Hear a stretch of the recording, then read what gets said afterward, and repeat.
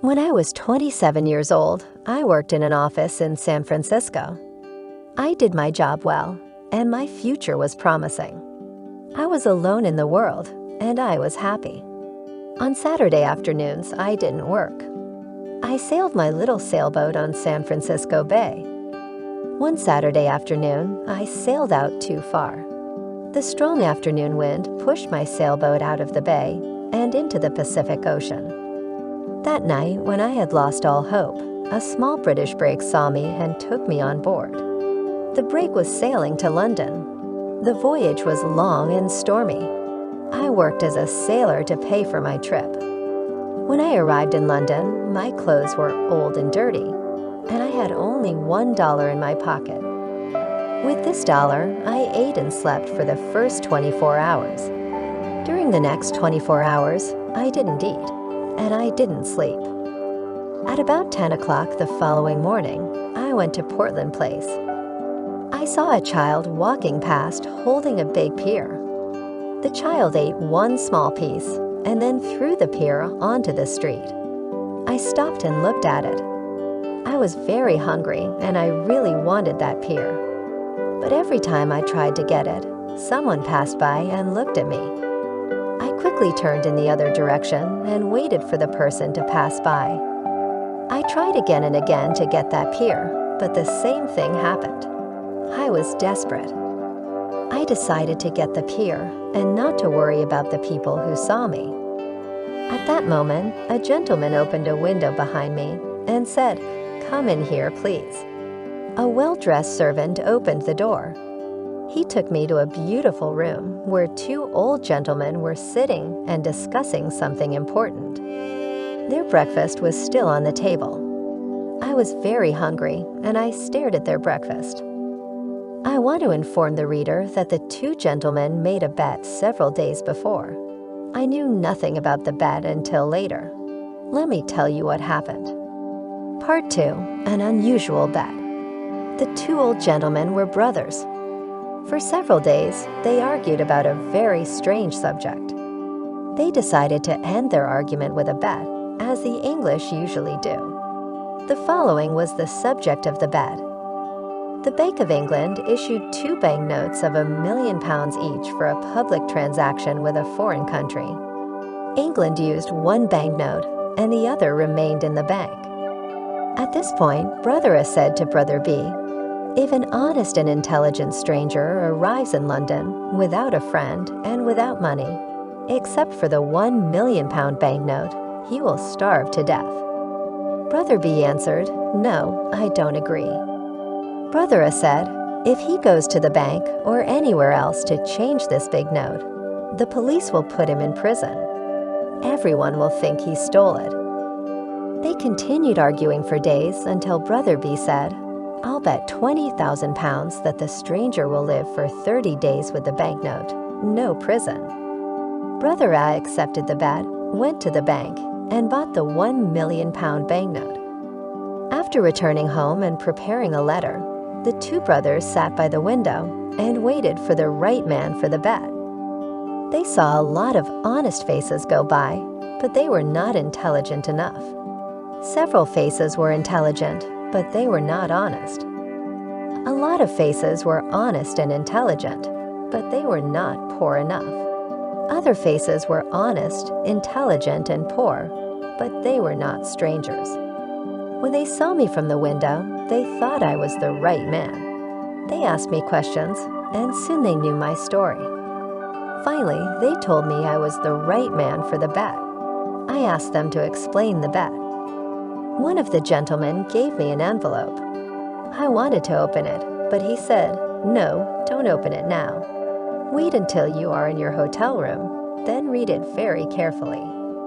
I was confused and wanted to discuss the subject with them, but they didn't. I felt hurt because I was the subject of a joke. When I left their house, I looked for the pair on the street, but they were gone. I was quite angry with those two gentlemen. Far from their house, I opened the envelope. I saw that there was money inside, but I didn't stop to read their letter. I ran to the nearest eating place, ate and ate and ate. At last, I took out the envelope with the money to pay for my meal. I looked at the banknote and almost fainted. It was a banknote worth $5 million. I was speechless, staring at the banknote. The two gentlemen had made a big mistake. They probably wanted to give me a 1-pound banknote. I saw the owner of the eating place staring at the banknote too. We were both surprised. I did not know what to do or say, so I simply gave him the note and said, "Give me the change, please." The owner apologized 1,000 times. "I'm very sorry, but I can't change this banknote, sir. I don't have any other money. Please change this note." The owner then said, "You can pay for this food whenever you want, sir. I understand that you are a very rich gentleman. You like playing jokes on people by dressing like a poor man. You can come here and eat all you want, whenever you want. You can pay me when you want." Part 3. The letter. When I left the eating place, I hurried to the house of the two gentlemen. I wanted to correct the mistake they had made. I was very nervous. When I arrived, the same servant opened the door. I asked for the two gentlemen. "They're gone," the servant said. "Gone? Gone where?" "On a journey, sir. But where did they go?" "To the continent, I think." "The continent?" "Yes, sir." "When will they return?" "In a month." "A month?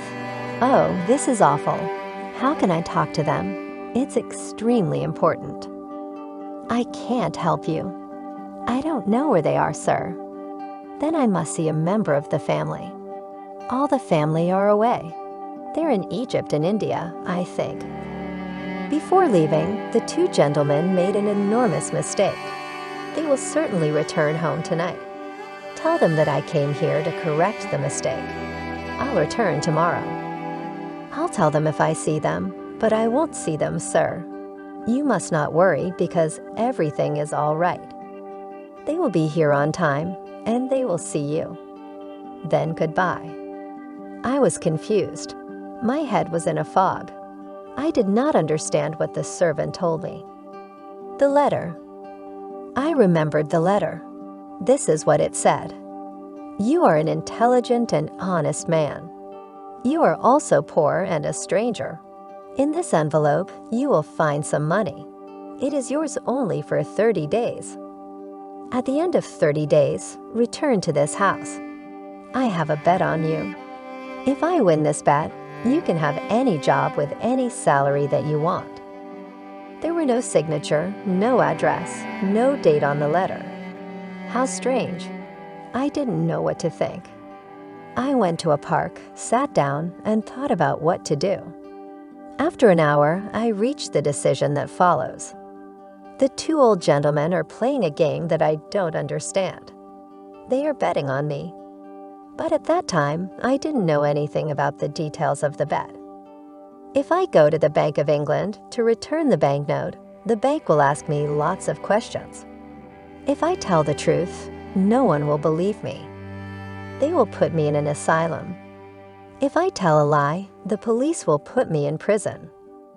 I can't even give it to anyone because no honest person will want it. I can do only one thing. I must keep the bill for a whole month, and I must not lose it. If I help the old man to win his bet, he'll give me the job I want. The idea of an important job with a big salary made me happy. With this exciting idea in mind, I began walking down the streets of London. Part 4. At the tailor's.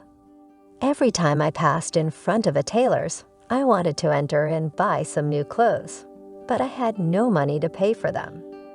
The £1 million banknote in my pocket was useless. I passed in front of the same tailor 6 times. At last I entered.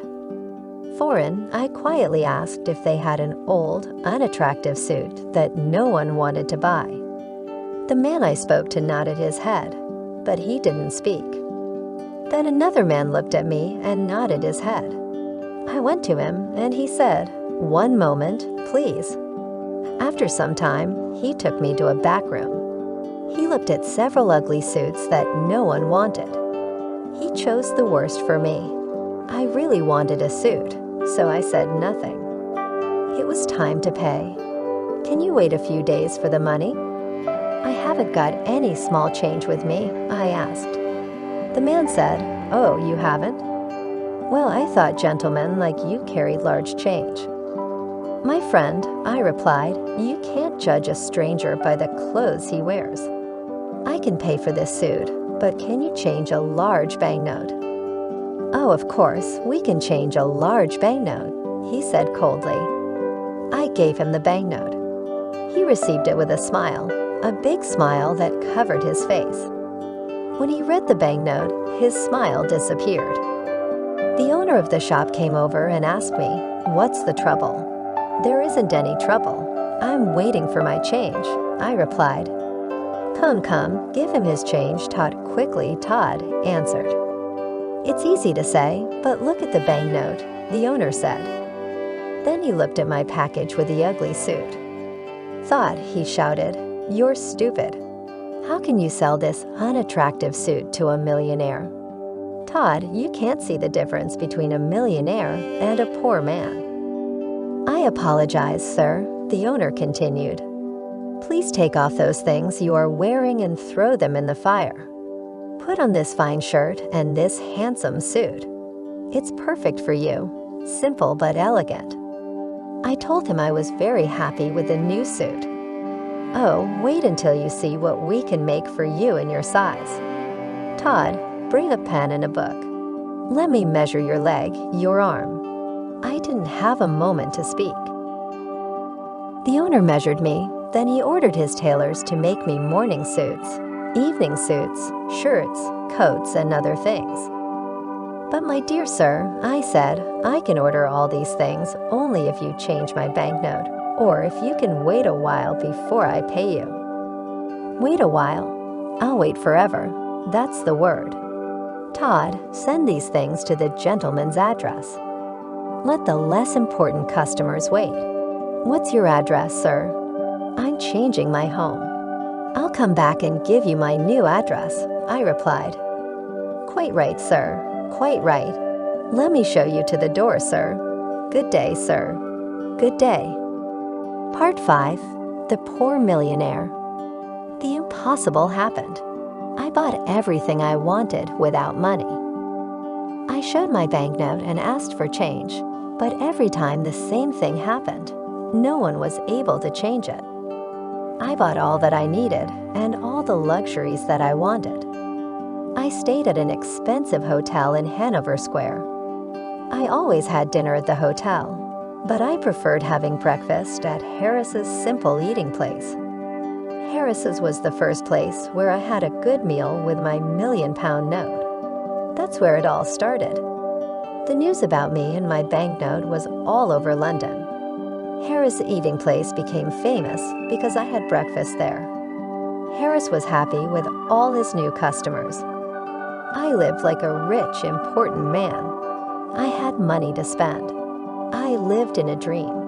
But often I said to myself, "Remember, this dream will end when the two men return to London. Everything will change." My story was in the newspapers.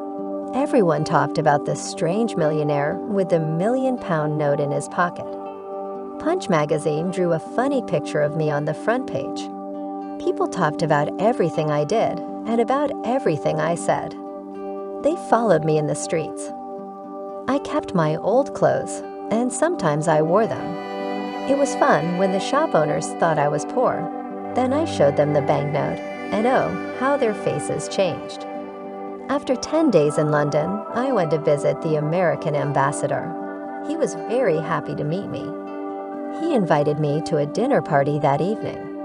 He told me that he knew my father from Yale University. He invited me to visit his home whenever I wanted. I was glad to have a new, important friend. I thought to myself, I'll need an important friend when the story of the £1,000,000 note and bet comes out. I want the reader to know that I plan to pay back all the shop owners who sold me things on credit. If I win the bet for the old gentleman, I thought I will have an important job. With an important job, I will have a big salary. I plan to pay back everyone with my first year's salary. Part 6. The Dinner Party.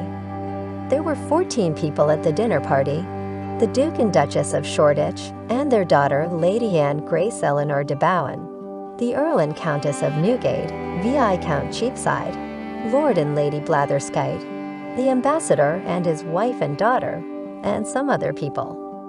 There was also a beautiful 22-year-old English girl named Portia Langham. I fell in love with her in 2 minutes, and she with me.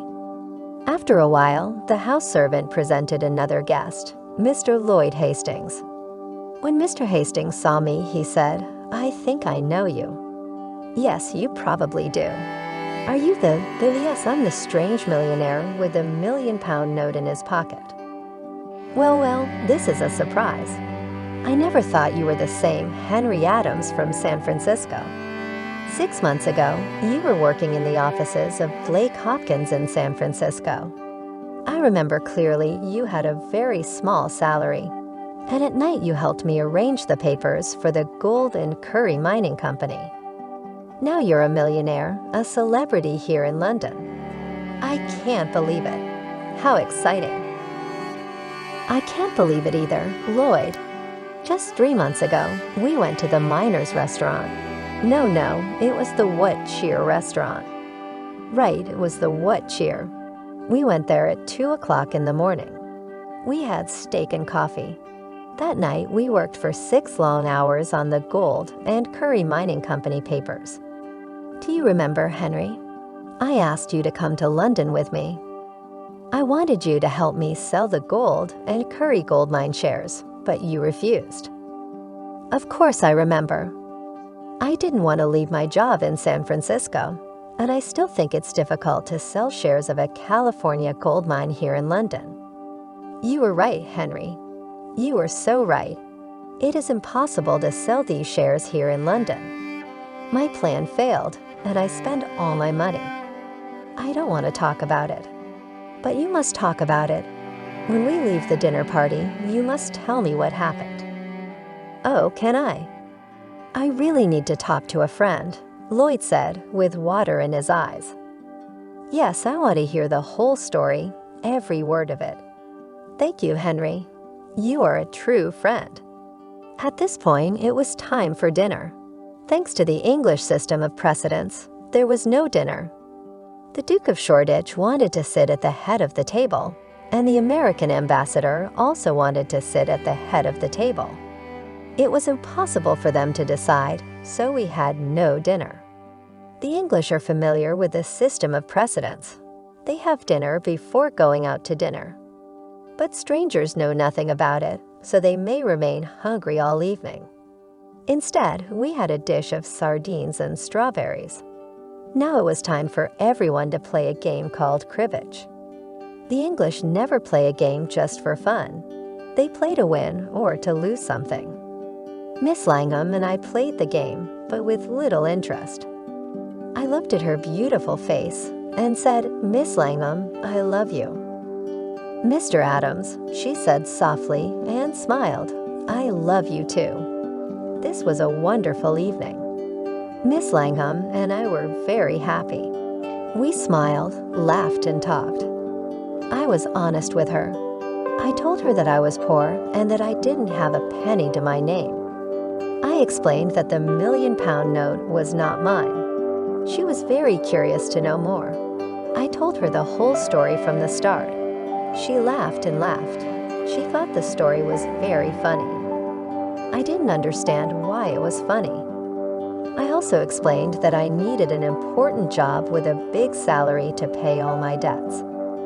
"Portia, dear, can you come with me on the day I must meet those 2 gentlemen?"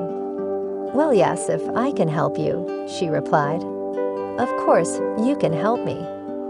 You're so lovely that when the 2 gentlemen see you, I can ask for any job and any salary.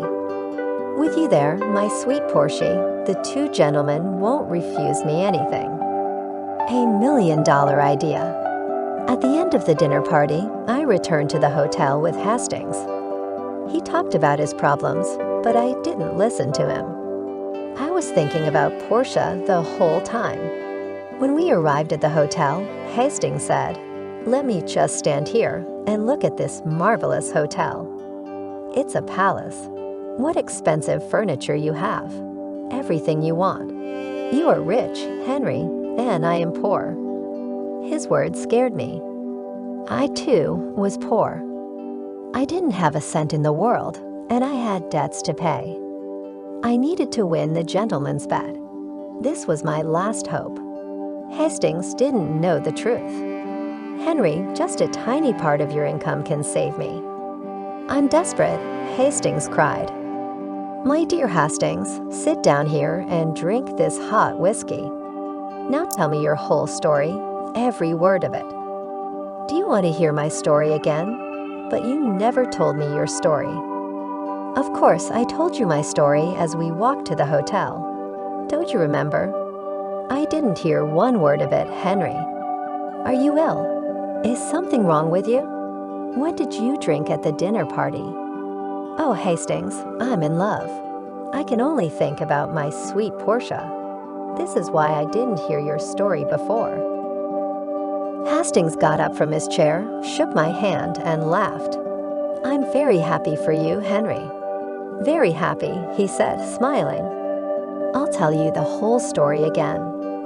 So he sat down and patiently started to tell me his story. To make a long story short, the owners of the Gold and Curry gold mine sent Henry to England to sell the shares of the mine for $1 million. Any money he received over $1 million was his to keep. Hastings' dream was to sell the shares for more than $1 million and become rich. He had only 1 month to sell the shares. He had done everything to sell them, but nobody wanted to buy them. Then he jumped up and cried, "Henry, you can help me. Will you do it? Tell me how. Give me $1 million and I'll sell you all the shares. You will be the new owner of the gold mine. Don't refuse." I didn't know what to say. I wanted to tell Hastings the truth, but then an intelligent idea came to me. I thought about it for a moment and then calmly said, "I will save you, Lloyd." "Then I am already saved. How can I thank you?" "Let me finish, Lloyd. I will save you, but not in that way. I have a better way. I know everything about that mine. I know its great value. You will sell the shares by using my name. You can send anyone to me. Since people in London know me, I will guarantee the gold mine. In a week or two, you will sell the shares for $3 million by using my name, and we'll share the money you earn half to you and half to me." Lloyd was very happy and excited. He danced around the room and laughed. "The rich Londoners will run to buy these shares. I'm saved, and I'll never forget you, Henry." Part 8. Back to Portland Place. The next day, all of London talked about the shares of the California gold mine. I stayed in my hotel and said to everyone who came to me, "Yes, I know Mr. Hastings. He's a very honest man, and I know the gold mine because I lived in the California gold country. It is a mine of great value." People were now interested in buying the shares. I spent every evening with Portia at the American ambassador's house. I didn't tell her about the shares and the mine. It was a surprise. We talked about our love and our future together. Finally, the end of the month arrived. Lots of rich Londoners bought the shares of the mine. I had $1 million of my own in the London and County Bank, and Lloyd did too. It was time to meet with the two old gentlemen. I dressed in my best clothes and went to get Portia. Before going to Portland Place, Portia and I talked about the job and the salary. "Portia, you are so beautiful. When the two gentlemen meet you, they'll give me any job and any salary I ask for.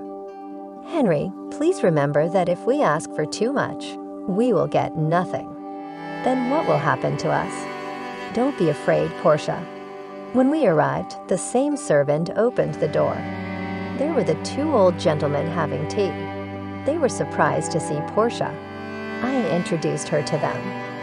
Then I said, "Gentlemen, I am ready to report to you." "We are pleased to hear this," said one gentleman. "Now we can decide the bet that my brother Abel and I made. If you won for me, you can have any job in my power. Do you have the £1,000,000 note? Here it is, sir," and I gave it to him. "I won," he shouted. "Now what do you say, Abel?" "I say he survived, and I lost £20,000. I can't believe it." "I have more to tell you," I said, "but it's a long story. I'll tell you another time. For now, look at this. What a certificate of deposit for £200,000. Is it yours?" "It's mine. I earned it by using the banknote you lent me for a month." This is astonishing. I can't believe it. Portia looked at me with surprise and said, "Henry, is that really your money?" "You didn't tell me the truth." "No, I didn't.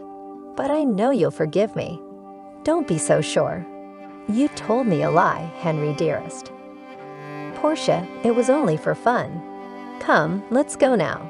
"But wait, my gentleman said. I want to give you the job and the salary you choose." Thank you with all my heart, but I don't want the job." "Henry, you didn't thank the good gentleman in the right way." "Can I do it for you?" Portia said.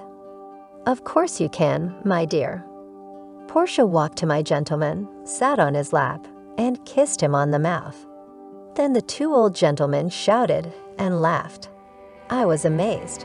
What was happening? I said, "Portia, is that your father?" "Yes, he's my stepfather, a dear man." "Now do you understand why I laughed when you told me your story?" "My dearest sir," I said, "I want to take back what I said. There is a job that I want." "Tell me." "I want the job of son-in-law." Well, but you will never be a son-in-law before. Do you know how to do this job? Please try me for 30 or 40 years, and if everything goes all right, take me to where Portia and I are happy. There aren't enough words in the dictionary to describe our happiness. When the Londoners heard the whole story of my adventures with the banknote, they talked of nothing else. Portia's father took the banknote back to the Bank of England and cashed it. Then he gave us the canceled banknote as a wedding present. We put it in a picture frame and hung it on the wall in our new home. And so I always say, yes, it's a £1,000,000 banknote, but it only bought one thing in its life, the most valuable thing in the world.